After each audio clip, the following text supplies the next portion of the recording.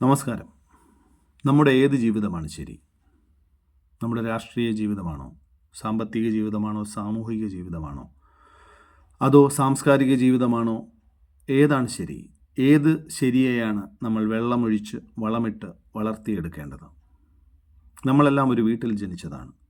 ആ വീടിന് രാഷ്ട്രീയമുണ്ട്, സാമ്പത്തികമുണ്ട്, സാംസ്കാരികമുണ്ട്, സാമൂഹികമുണ്ട്. അതിൽ 10 വയസ്സ് വരെ നമ്മൾ എന്തെടുക്കുന്നോ അതാണ് നമ്മുടെ ജീവിതം എന്ന് നമ്മൾ അറിയണം. ആ ജീവിതത്തിൽ ഏത് ശരി ഏത് തെറ്റ് എന്ന് തിരഞ്ഞെടുക്കേണ്ടി വരുന്ന ഒരു സാഹചര്യം നമ്മുടെ മുമ്പിലുണ്ടാകും. ആ ഉണ്ടാകുന്ന ഇടത്തിൽ നമ്മുടെ സെലക്ഷൻ, നമ്മുടെ തിരഞ്ഞെടുപ്പ് കൃത്യമല്ലെങ്കിൽ നമ്മൾ പരാജയപ്പെടും എന്ന് നമ്മൾ അറിയണം.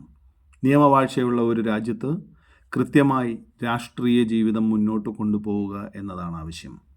കൊള്ളരുതായ്മകളെ ചെറുക്കാനും നീതികേടിനെ ചൂണ്ടിക്കാണിക്കാനും അതിന് ഫലപ്രാപ്തി ഉണ്ടാകുന്ന രീതിയിൽ ഇടപെടാനും നമ്മൾക്ക് കഴിയണം. അതാണ് രാഷ്ട്രീയ ജീവിതം, രാഷ്ട്രീയ സംഘടനാ ജീവിതമല്ലത്.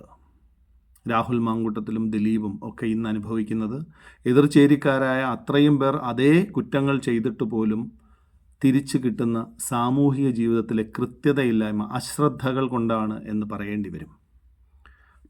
പണമിടപാടുകൾ കൃത്യതയോടെ നടത്തണം.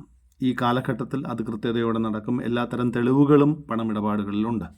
വ്യക്തിബന്ധങ്ങളിൽ കൃത്യത പാലിക്കണം. എല്ലാ തെളിവുകളും ഇതേ സ്ഥലങ്ങളിലുണ്ട്. അതുകൊണ്ട് ചെറിയ ഒരു ടങ് സ്ലിപ്പ് പോലും നമ്മളെ കുറ്റക്കാരനാക്കും.